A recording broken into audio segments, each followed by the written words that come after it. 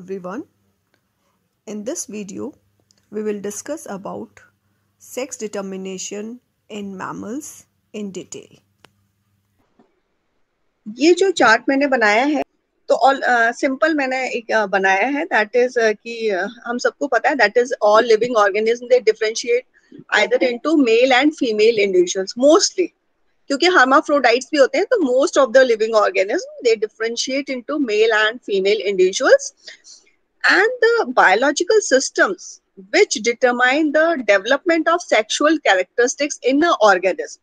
तो हम sex determination की definition क्या देते हैं? All the biological systems which determine the development of sexual characteristics in an individual. Male है या फीमेल है, दोनों की सेक्सुअल कैरेक्टरिस्टिक्स अलग होती है, तो वो दोनों दो चीजें उसको डिटरमाइन करती हैं. एक तो क्रोमोसोम करेगा जेनेटिक लेवल, और उसके बाद सेकेंडरी एक्सप्रेशन होगा फिनोटाइप. तो दो तरह का इसमें एक्सप्रेशन होगा या डिटर्मिनेशन होगा, that is primary sex determination and secondary sex determination. तो यहाँ तक ये जो है ये सेक्स डिटर्मिनेशन की डेफिनेशन है. That is a biological system which determine the development of sexual characteristics in an individual is called sexual determination. Now this sexual determination is again classified into two types.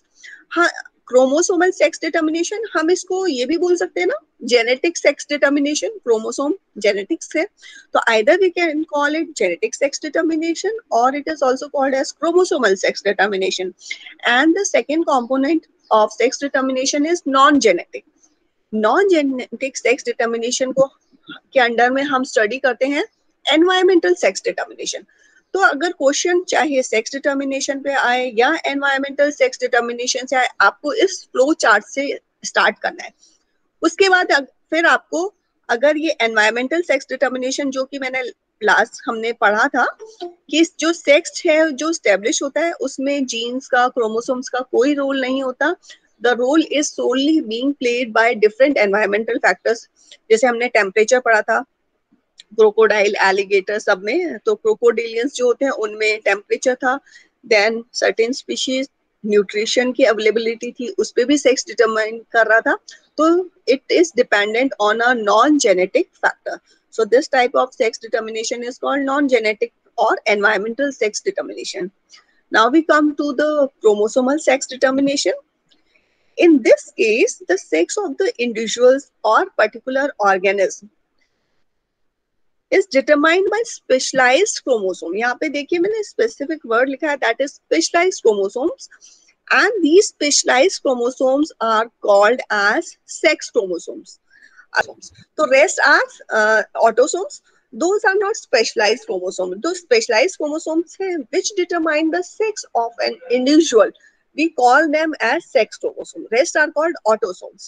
So in case of chromosomal sex determination or genetic sex determination, it is being determined by the sex chromosomes. अब इसमें हम जैसे तीन categories हम पढ़ रहे हैं, although आपके कोर्स में सिर्फ मैमल्स ही है, तो मैमल्स, बर्ड्स एंड इंसेक्ट्स. तो हम दो चीजें इसमें पढ़ेंगे. एक तो हमें है ना इंसेक्ट का पढ़ना है, क्योंकि इंसेक्ट में आएगा फ्लाइज में ड्रोसोफिला, और सेकेंड अभी हम मैमल्स का पढ़ेंगे. तो मैमल्स में all of you are aware कि मेल बनेगा या female, that will be determined. X तो होगा ही हमेशा, all of you are aware. तो presence of either a second X और अ वाई क्रोमोसोम. यहाँ पे मैंने लिखा है देखिए सेकेंड एक्स, एक्स एक्स या फिर एक वाई क्रोमोसोम होना चाहिए. मैमल्स की कंडीशन है. इसमें रिवर्स होता है बर्ड्स में. यहाँ पे देखिए फीमेल्स में ना सेम होता है, एक्स एक्स सेम है, पर यहाँ उल्टा है, यहाँ जेड जेड है बर्ड्स में. यहाँ पे अगर सेम क्रोमोसोम होते तो मेल बनेगा, जबकि यहाँ पे एक्स एक्स है मैमल्स में जो है, ह्यूमन बींग्स में जो कंडीशन है, तो वहां पे फीमेल बन रही है. इसका जस्ट अपोजिट होता है बर्ड्स में. और यहाँ पे अनमैच्ड मैच्ड पेयर होता है, जैसे कि यहाँ पे अनमैच्ड मैमल्स में था, एक्स वाई था, तो यहाँ मेल बन रहा था. उसका ऑपोजिट बर्ड्स में है. यहाँ पे अगर अनमैच्ड पेयर है क्रोमोसोम्स का, like Z and W, then it becomes a females. तो ये याद रखिए, मैमल्स का जस्ट ऑपोजिट होता है बर्ड्स में. Then we come to the next category, insects. इसको हमने इसलिए इंक्लूड करा है क्योंकि हम ड्रोसोफिला पढ़ेंगे इसके बाद. तो इंसेक्ट्स को हम जनरली, जैसे मैंने यहाँ 2 कैटेगरीज में डिवाइड कर दिया है। जो ऑर्डर इसमें 2 है। फ्लाइज जो होती है जनरली आती है डायप्टेरा में, मतलब 1 पेयर ऑफ विंग्स होते हैं इसमें। तो इसमें फ्लाइज में हम ड्रोसोफिला को इंक्लूड करते हैं।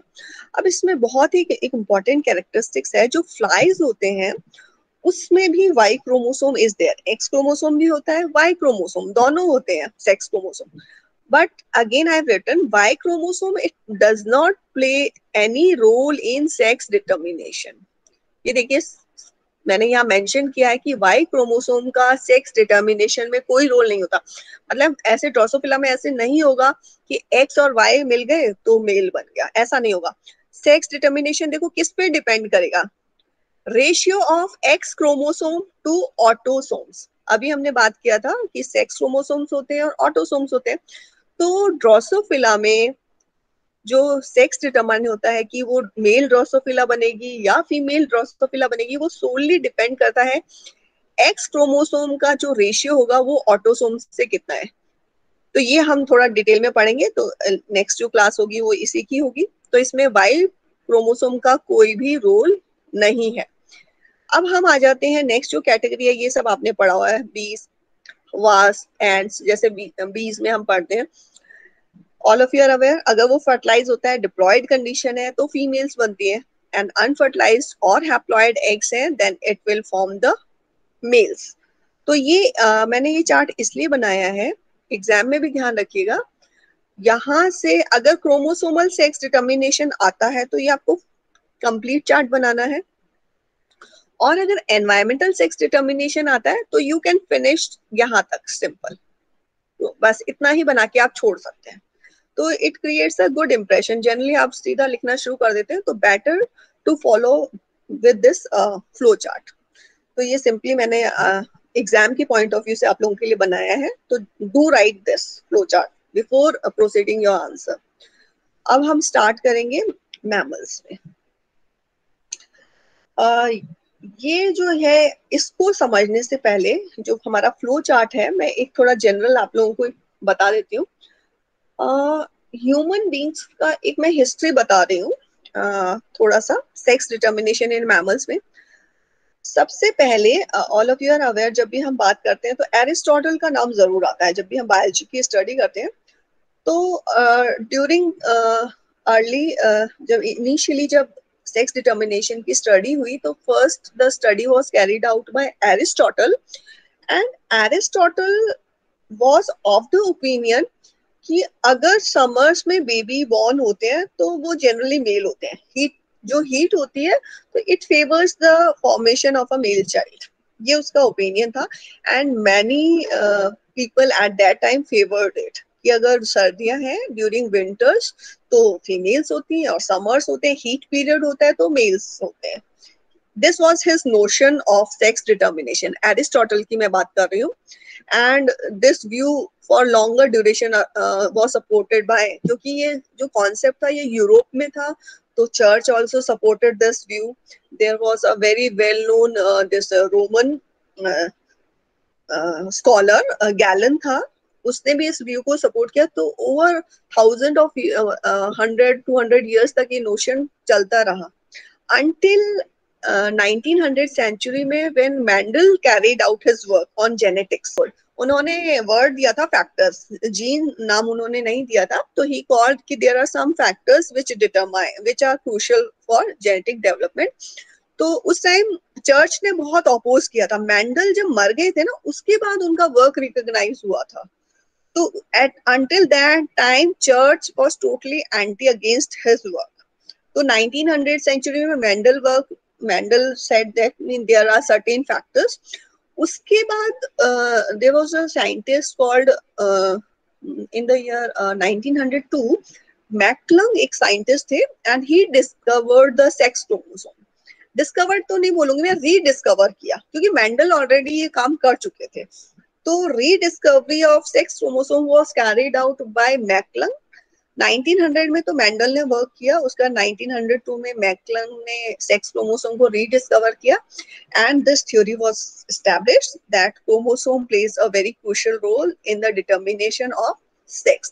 And at that time the whole scientific community accepted his view, और उसके बाद ये establish हो गया कि yes, there is no role of this week which we call heat period or summer or winter notion, that sex determination is solely based on chromosomes.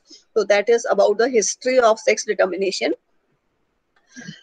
अब हम mammals के जो पैटर्न है सेक्स डिटर्मिनेशन को उसको हम डिस्कस करेंगे. तो the mammalian pattern of sex determination में हम दो पैटर्न्स को हम डिस्क्राइब करेंगे. All of you are aware about. First is primary sex determination. तो अगर हम सेक्स डिटर्मिनेशन को दो टाइप्स में डिवाइड करें, क्रोमोसोमल को, मैमल्स को, तो हम उसमें दो कैटेगरीज इंक्लूड करते हैं, primary sex determination and the second one is secondary sex determination.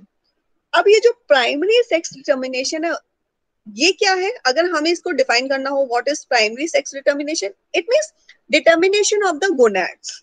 Simple line है, gonad determination is called primary sex. और गोनैड क्या है? आइदर ओवरी या testis, right? Again I am saying simply language में, gonad determination is primary sex determination and gonad is either ovary or testes. And in mammals, में mammals, क्योंकि हम mammals की बात कर रहे हैं, तो it is dependent on chromosomes. First मैंने बोला कि primary sex determination है, that is the determination of gonads, and this determination is done by chromosomes. There is no role of environment in this. क्योंकि मैमल्स हैं तो इसमें solely primary sex determination is based on chromosomes and it is not being influenced by the environment. And this जो ये ovary, जिसको हम बोल रहे हैं ना कि गोनैड का डिटर्मिनेशन हो रहा है, ओवरी बन रही है और टेस्टिस बन रही है, in this both process, the formation of ovary and testes, these are हम इसके लिए बोल सकते हैं these are both active gene directed phenomena. तो ये जीन डायरेक्टेड फिनोमेना है, इसमें बहुत सारे जीन्स इन्वॉल्व हैं जिसकी वजह से मेल या फीमेल में टेस्टिस और ओवरीज का डेवलपमेंट होता है. अब हम सेकेंड फैक्टर पे आ जाते हैं, क्रोमोसोमल सेक्स डिटर्मिनेशन में, that is secondary sex determination.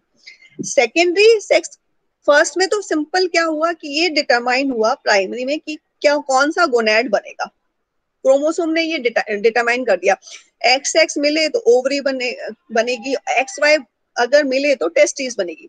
अब होगा सेकेंडरी, आपने ये वर्ड तो जरूर सुना होगा, सेकेंडरी सेक्सुअल कैरेक्टरिस्टिक्स. तो उससे आप इसको याद रख लीजिए, सेकेंडरी जो सेक्स डिटर्मिनेशन है, what it does, it affects the phenotype outside the gonad. Gonad तो बन गए, ओवरी बन गई या टेस्टिस बन गई. उसके बाद जो एम्ब्रियो है उसका वो फिनोटाइप, बाहर से मॉर्फोलॉजिकल जो उसमें कैरेक्टरिस्टिक्स है वो जो डेवलप होंगे, उसमें दो चीजें हम इंक्लूड करते हैं, मेल और फीमेल जो है. एक तो external genitalia, again I am saying external जो जेनिटेलिया है, एक तो वो बनेंगे, और अंदर जो प्राइमरी सेक्स डिटर्मिनेशन में सिर्फ ओवरी और टेस्टिस बनी थी, उससे रिलेटेड डक्ट्स नहीं बनी थी. उससे रिलेटेड जो डक्ट्स हैं, मेल या फीमेल डक्ट, जैसे वास एफरेंस, बीडी बनती है, एपिडिडाइमिस बनती है, प्रोस्टेट ग्लैंड, सेमाइनल वेसिकल, ये सब जो है ये सब पार्ट है सेकेंडरी सेक्स डिटर्मिनेशन का. इसी तरह से जो फैलोपियन ट्यूब बनेगी, जो इसमें आउटसाइड जो पार्ट्स हैं, that is vagina, clitoris, labia, cervix, oviduct जो बनेगी, all these are part of female. तो यहाँ पे दो चीजें हैं सेकेंडरी सेक्स डिटर्मिनेशन में, द डक्ट सिस्टम और एक्सटर्नल जेनिटेलिया, वो अब इसमें डेवलपमेंट होगा. तो that is the part of secondary sex characteristics. तो अब हम डिफरेंशिएट कर देते हैं, अगर मेल है तो उसमें देखिए हम बनेगा आउटसाइड, एक्सटर्नल जेनिटेलिया में क्या बनेगा, पेनिस बनेगा, स्क्रोटम, जिसको हम टेस्टिकल सैक भी बोल सकते हैं. तो पेनिस एंड स्क्रोटम, ये तो हो गया एक्सटर्नल जेनिटेलिया. फीमेल में एक्सटर्नल जेनिटेलिया क्या हो गया, वेजाइनल, क्लाइटोरिस, लेबिया, ये एक्सटर्नल हो गया. अब हम आ जाते हैं डक्ट सिस्टम में, as I told you, VD, epididymis and उससे रिलेटेड बनेंगे seminal vesicle and prostate gland. Females में क्या बनेगा, सर्विक्स बनेगा, यूट्रस बनेगा, ओविडक्ट्स प्लस मैमरी ग्लैंड्स। तो एट द जब प्यूबर्टी स्टार्ट होगी तो फीमेल्स में मैमरी ग्लैंड का डेवलपमेंट होगा, तो ये इसमें एडिशनल होता है। अब इसमें एक और चीज है, इसी का पार्ट है सेकेंडरी सेक्स डिटर्मिनेशन की। जब हम बात करते हैं तो सेकेंडरी सेक्सुअल कैरेक्टरिस्टिक्स जो डेवलप होंगे, अब इसमें ये पार्ट आ जाएगा। सेकेंडरी सेक्सुअल कैरेक्टरिस्टिक्स में अब क्या होगा, जैसे कि अब बॉडी का साइज, उसमें चेंजेस आएंगे। फीमेल में जनरली, मेल की जो बॉडी है ना, उसमें क्योंकि मेल में टेस्टोस्टेरॉन बनेगा तो बॉडी बनती है मस्कुलर, ठीक है। और फीमेल्स में जो होता है, क्योंकि इस्ट्रोजन होता है, तो it leads to the fat deposition. तो दोनों की जो बॉडी साइज है उसमें वेरिएशन आ जाएगा। तो a male will body will become more muscular, whereas a female will have more fat deposition due to the production of estrogen. So they will have a what we will say sex specific body size.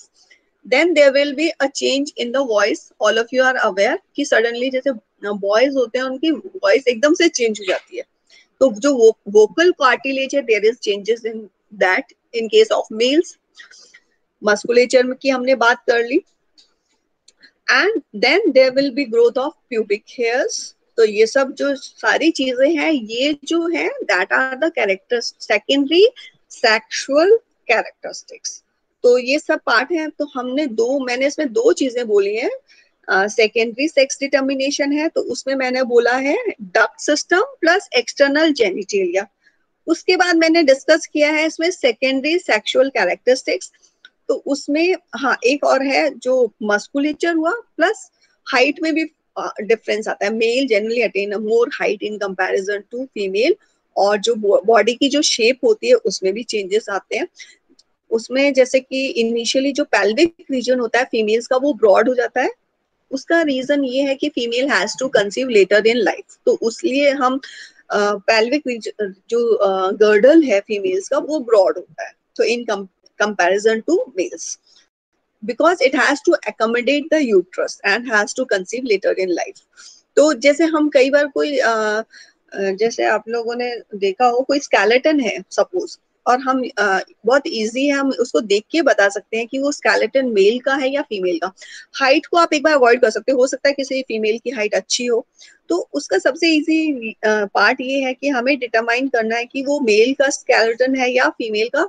तो look at the pelvic girdle. Pelvic girdle जो है वो बहुत broad होता है female का, तो अगर हम उस स्केलेटन का पेल्विक गर्डल देख ले तो वी कैन इजिली से कि ये फीमेल की बॉडी है। तो ये बहुत इजी होता है डिटरमाइन करने के लिए सेक्स डिटर्मिनेशन। तो हमने एक जनरल बताया primary and secondary sex determination. अब जो भी मैंने आपको बोला था, प्राइमरी सेक्स डिटर्मिनेशन जो था, that is the determination of gonads and is solely based on chromosomes. So this is a general presentation जो हम बात कर रहे हैं कि general presentation of mammalian sex determination. अगर हम सिंपल हम बात करें, एक चीज अब मैं बोलना चाहती हूँ कि जैसे यहाँ पे लिखा हुआ है कि जब वो एम्ब्रियो 4th या 5th 6th वीक में, वहां पे उसमें जेनाइटल रिज बनता है। आगे हम इसको डिटेल में पढ़ेंगे।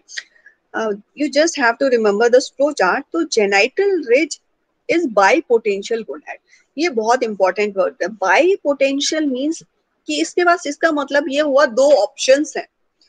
जनरली एम्ब्रियो जो होता है ना, this is a I should say unique embryological condition।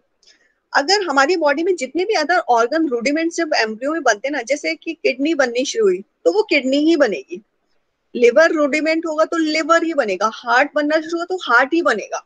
तो उनका डेस्टिनेशन फिक्स है, उनके पास दूसरा ऑप्शन नहीं है कि लिवर बनना शुरू हुआ तो अब वो अपने आप को चेंज कर सकता है कि वो किडनी बना ले, ऐसा नहीं होगा। तो lung rudiment can only become lung, kidney can only become lung, but in case of gonads it is bipotential. इसको किस तरह का जीन एक्सप्रेशंस मिलते हैं उसके बेसिस पे ये डिफरेंशिएट हो सकता है ओवरी में या टेस्टिस में। तो इसलिए ये बहुत यूनिक कंडीशन इसलिए है, वाई कि गोनैड के पास अभी 4 हफ्ते तक उसके पास ये पोटेंशियल रहता है कि वो मेल में कन्वर्ट होगा, ओवरी बनाएगा या टेस्टिस। तो इसलिए मैंने इसको बोला है कि जो जेनाइटल रिज से डेवलपमेंट होता है बाई पोटेंशियल गोनैड का, so it is a very unique embryological condition in embryo.